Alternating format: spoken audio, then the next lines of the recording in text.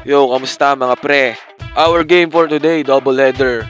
Blackwater Bossing versus Terrapir Majip at Barangay Ginebra versus Phoenix Fuel Masters. Halina, tirahin na natin yan. Baka tirahin pa ng iba. Commercial muna mga pre. Appreciate natin ang ganda ni ate. First quarter mga pre, Barangay Ginebra leading 11-6 until the shot of Stanley Pringle, 3 points. Sa kabila naman, JB Mocon agarang sumagot with his easy layup, 2 points. At Justin Brownlee maagang nagpapainit. Mid-range jumper, buslo yan. Justin Brownlee fresh from his 46 points against Bay Area Dragons. Siyempre mga pre, hindi papauli sa The Walking Highlight. Umasinta ng 3 points, buslo yan.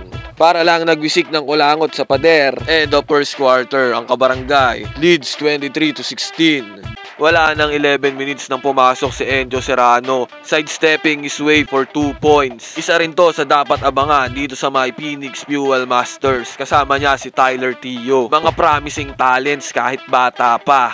Sean Manganti naman mga pre, tumirada ng 3 points. Tapyas sa 5 ang kalamangan ng Kabarangay. Good start ito para sa Phoenix Fuel Masters ngayong second quarter. Kung naka-3 si Manganti, di papayag si Kuya Mo Brownlee na hindi babawi. 3 points para kay Mr. Justin. Sa kabilang banda mga pre, Enjo Serrano challenge ang defense ng one of the best imports sa PBA. Nagkapipa sa ere. 4 minutes and 35 na natitira sa second quarter, pass break ng Phoenix. Easy layup for Tyler Tio. Justin Brownlee with a strong rebound and a putback, tapos end one pa yan mga pre. At syempre di talaga papauli sa pasik laban ang matangkad na panungkit ng Ginebra.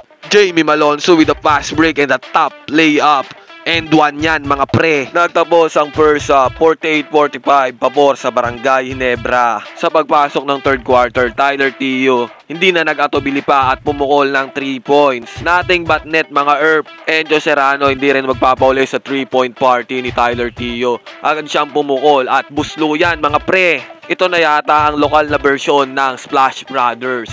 7 minutes and 47 seconds, Tyler Tio with the mid-range jumper. Tyler Tio is taking over this game mga pre. Pagkatapos ng mid-range jumper ni Tyler, eto naman si Enjo Serrano. Hinawi ang depensa ng Mr. MVP nang parabang si Scottie Thompson ang rookie at siya ang reigning MVP. Nang dahil dito napatime out ang Barangay Ginebra, Phoenix Fuel Master leads 60-56. Lahat yan ang dahil sa effort ni Enjo Serrano at Kuya Mo Tyler Tio.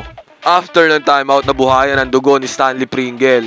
Slicing and dicing through the defense ng Phoenix. Stanley Pringle bumubuhay sa Ginebra ngayon with 20 points. Take note mga pre, it's only third quarter.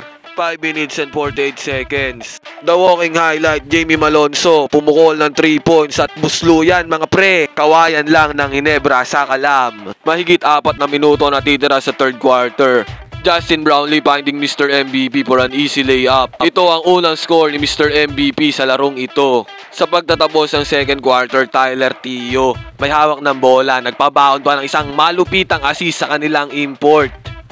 Tapos ang third quarter, lumamang na ang Phoenix 77-74. Pagbubukas ng fourth quarter, Mr. MVP easy layup na naman galing kay Christian Standhardinger. Much needed basket para sa Barangay Ginebra dahil dikit na dikit ang laban. Yun nga lang mga pre, ayaw paawat ng kuya nyo Tyler Tio, mapascore, mapa-assist. Assisting their import para sa 2 points. Enjo Serrano mga pre, challenging the defense na naman of Justin Brownlee. Grabe yung vertical na yun. Napakatapang ng batang to mga pre. Papalapit na sa crunch time. Tyler Tio, 4 minutes and 27 seconds remaining.